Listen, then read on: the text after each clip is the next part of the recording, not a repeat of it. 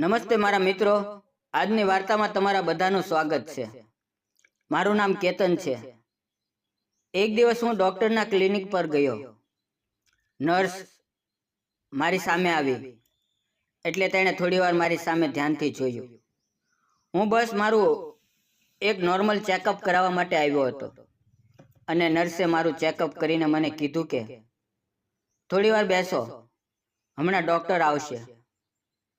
પછી એ રૂમમાંથી જતી રહી અને થોડીવાર પછી પાછી આવી।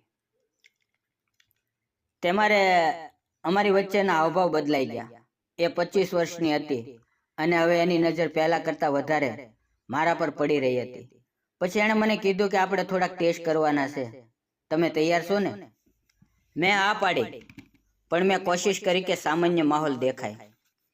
મને એવું લાગ્યું કે જે હું મહેસૂસ કરું છું એ જ તે પણ મહેસૂસ કરે છે। પછી એણે કીધું કે મારે કંઈક બીજું પણ એક ચેક કરવું છે। પછી મેં તેની વાત માની।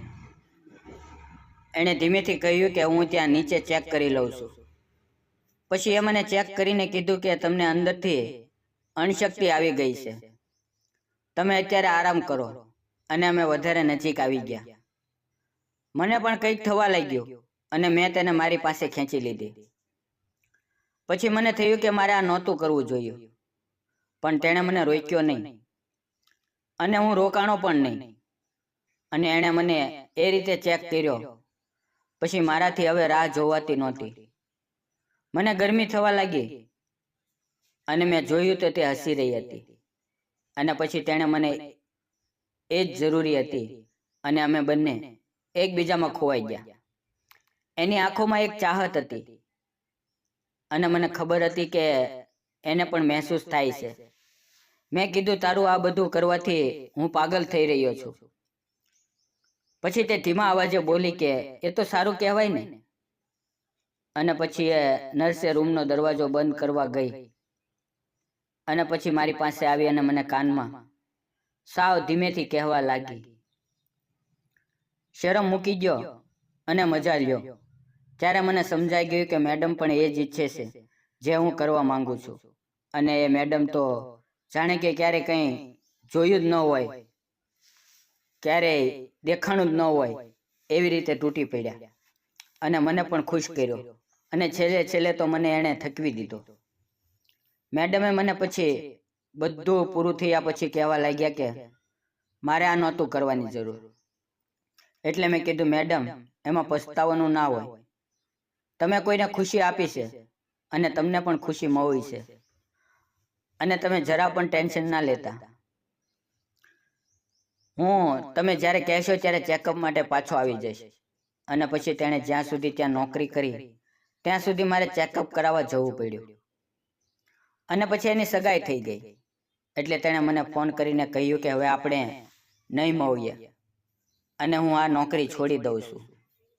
પણ પછી મને એના પ્રત્યે એટલો પ્રેમ અને ભાવ હતો અને તેણે પણ મારા પ્રત્યે એટલો જ પ્રેમ અને ભાવના હતી। પછી અમે બંનેએ પ્લાન કરીને એના લગ્ન પછી પણ થોડા ટાઈમે મારા ઘરે કોઈ ના હોય ત્યારે મળી લેતા અને એ મને હર વખતે કહેતી કે તમારા જેવી મજા મને કોઈ નથી આપી શકતું, મારા પતિ પણ નહીં અને હું જ્યાં નોકરી કરતી એ ડૉક્ટર પણ નહીં। ત્યારે થોડીક વાર તો હું ચોંકી ગયો કે આ શું, કેટલા પાસે જતી હશે, એવા અનેક વિચાર આવ્યા। પણ પછી મેં તેને કંઈ કીધું નહીં અને અમારી વચ્ચે જેમ ચાલતું તેમ ચાલવા દીધું। એને એકવાર તેના પતિને ખબર પડી ગઈ। પછી આગળ પણ એવી રીતે પ્લાન કર્યો કે અમે 2 થી 3 દિવસમાં એકવાર તો ખેલ રમી જ નાખતા અને એ જાણવા તમારે અમારી ચેનલમાં બીજા ભાગ આવે તેની રાહ જોવી પડશે। મિત્રો, તો બીજો ભાગ જોવા માટે ચેનલને સબસ્ક્રાઈબ કરીને આ વિડીયોને લાઈક કરી દેજો।